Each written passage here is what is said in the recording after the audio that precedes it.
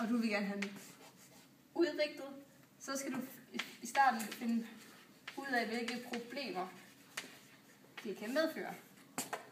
For at sætte sig ind i problemerne ordentligt, kan man i gruppen påtage sig nogle forskellige roller, som man normalt ikke vil have. For eksempel kunne en af dem være statsministeren, han har hat på.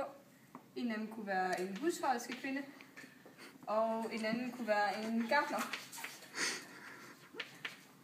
Dermed får man helt vildt forskellige meninger inden for eksempel fiskeribrug.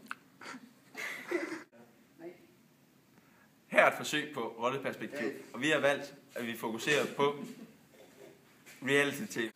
Jeg er Paradise Amalie. Og nej, mig. Og jeg er undervisningsminister.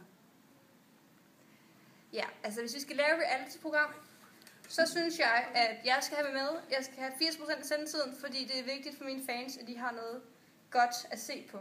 Nå, fået fri, så vil jeg hellere se et naturprogram med en bedre øl og slappe ud. Jeg synes klart, at vi skal have fokus på kvalitet. Det skal være noget tv, der kan inddrages i undervisningen, og så ikke så meget hårddruk. Jeg er helt klart enig med landmanden i, at vi skal have noget omkring noget natur, som vi kan drage nytte af. Altså, alt det der med natur, det er fint nok, hvis man er over 60 og går med rollator. Men altså, hvis du skal have de unge med, så bliver du simpelthen nødt til at have noget fester. Fordi vi gider ikke se på de der muldvarpe, der graver gange ned under jorden, eller er det på månen, eller hvor de lever henne. Men det er i hvert fald vigtigt, at der er noget med nogle høje sko, og nogle fester, og nogle bryster, og sådan noget. Fordi ellers kan folk ikke se det. Okay, vi skal finde ud af, at den her målgruppe her, de har forskellige moraler, så derfor skal vi lave noget, hvor vi kombinerer det. Og det kunne fx være... De er i junglen, som både handler omkring noget med nogle høje sko, nogle fester, og så også noget omkring noget natur. Så vandmanden og Amalie kan være tilfredse begge to. Det er Og veldig undervisning.